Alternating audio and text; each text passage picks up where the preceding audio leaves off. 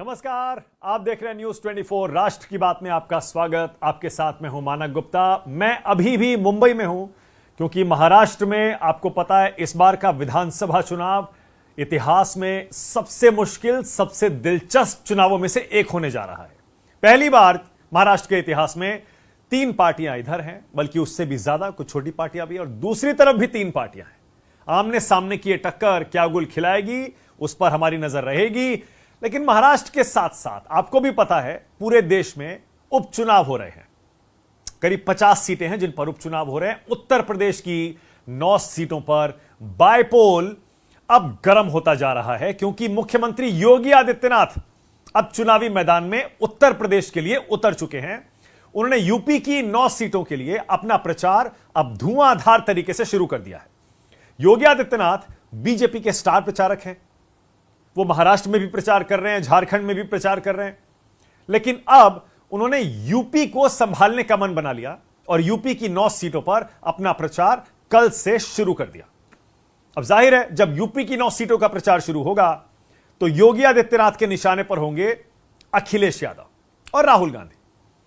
उसी तरह अखिलेश भी तीर का जवाब तीर से दे रहे हैं, एक एक आरोप का जवाब जबरदस्त पलटवार से दे रहे हैं। तो एक तरफ महाराष्ट्र और झारखंड में जंग चल रही है एनडीए और इंडिया गठबंधन की, तो उधर उत्तर प्रदेश की 9 सीटों पर भी अब लड़ाई गर्म होती जा रही है। एक तरफ बीजेपी और साथ में आरएलडी है, दूसरी तरफ समाजवादी पार्टी। कांग्रेस आपको पता है इस बार इन बायपोल्स में चुनाव नहीं लड़ रही है। शायद सीटों को लेकर कांग्रेस का समाजवादी पार्टी से समझौता नहीं हो पाया और 9 की 9 सीटों पर कांग्रेस सपा को समर्थन दे रही है। लेकिन वहां से भी दिलचस्प खबर आई है, अभी आपको थोड़ी देर में बताता हूं वो क्या। पहले जरा यह देखिए, जब योगी आदित्यनाथ ने उत्तर प्रदेश के उपचुनाव के लिए अपना प्रचार शुरू किया तो कैसे अखिलेश यादव पर निशाना साधा। योगी आदित्यनाथ से पहले अखिलेश यादव आज जो पलटवार करते हैं पहले वो देखिए। चलिए, अखिलेश यादव कहते हैं कोई व्यक्ति वस्त्र से नहीं वचन से योगी होता है। योगी जी ने क्या कहा अभी बताता हूं, लेकिन पहले आज का अखिलेश का बयान। अखिलेश कहते हैं मृतभाषी वाचाल और मृदुभाषी कटुवाची बन गए हैं। मौनी मुनि की परंपरा रही है, कलयुग में सब उल्टा है। जो खुद से बड़ा किसी और को नहीं मानते वो योगी कैसे हुए। जिसको सरकार चलानी है वो बुलडोजर चला रहे हैं। संतों के बीच भी झगड़े कराए जा रहे हैं। जो एनकाउंटर वाले हैं उनका काउंटडाउन अब शुरू हो गया है। ये योगी आदित्यनाथ के वार पर अखिलेश यादव का आज का पलटवार। अब योगी जी ने कल क्या कहा था जरा वो देखिए, वो भी बड़ा दिलचस्प है, इसीलिए अखिलेश यादव इतने गुस्से में है। योगी आदित्यनाथ कहते हैं जहां दिखे सपाई वहां बिटिया घबराई। गुंडा दंगाई अपराधी सपा का शागिर्द। सपा को सपा चट करने का अवसर आ गया। और एक वही पुराना नारा योगी आदित्यनाथ ने दोहराया जो बीजेपी दशकों से समाजवादी पार्टी के खिलाफ लगाती आई है, जिस गाड़ी में सपा का झंडा समझो उसमें बैठा गुंडा। तो 2-3 नारे एक बार फिर से बीजेपी ने उठा लिए हैं। जिस गाड़ी में सपा का झंडा उसमें समझो बैठा गुंडा। लेकिन योगी जी ने जो नया नारा दिया इस पर काफी चर्चा हो रही है, यह है जहां दिखे सपाई वहां बिटिया घबराई। पहले जरा आप योगी आदित्यनाथ का हमला और अखिलेश का पलटवार देखिए। एक नारा चलता था और वह नारा होता था जिस गाड़ी पर सपा का झंडा समझो बैठा है कोई।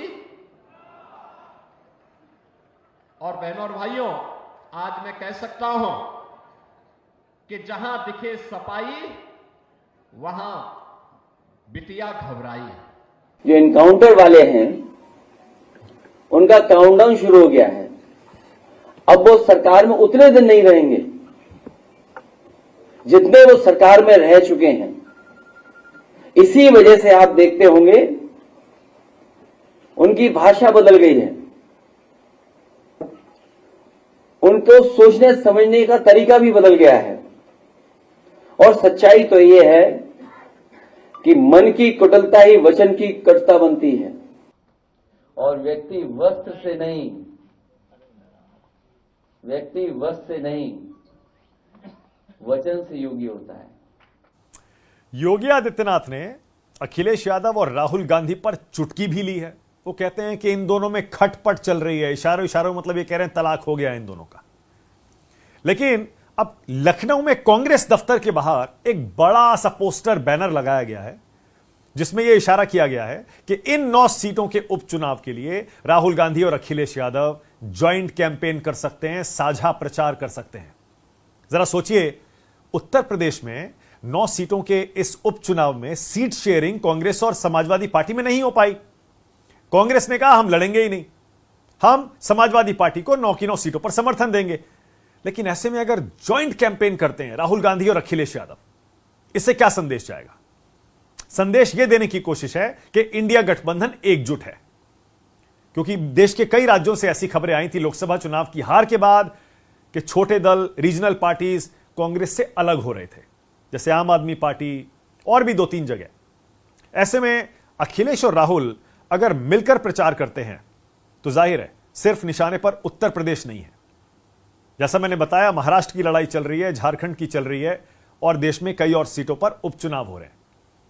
क्या इंडिया गठबंधन एकजुटता का संदेश देना चाहता है?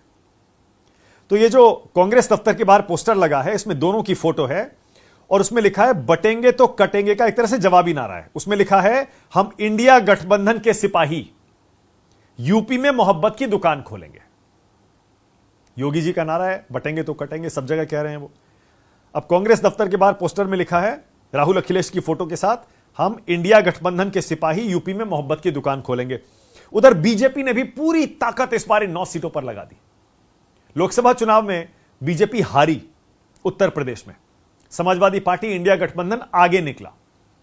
अब योगी जी जानते हैं इन 9 सीटों पर बहुत कुछ निर्भर करेगा, इसीलिए हर सीट पर प्रचार के लिए बीजेपी 10-10 विधायक उतार रही है, एक सीट पर 10 एमएलए, और डोर टू डोर कैंपेनिंग होगी। फिर 30 मंत्री प्रचार में जुटे हैं। जरा सोचिए, 30 मंत्री 9 सीटों के बायपोल के लिए प्रचार में जुटे हुए हैं। सीनियर नेता भी आ रहे हैं, दिल्ली से भी बहुत सारे नेता आ रहे हैं, स्टार प्रचारक आ रहे हैं।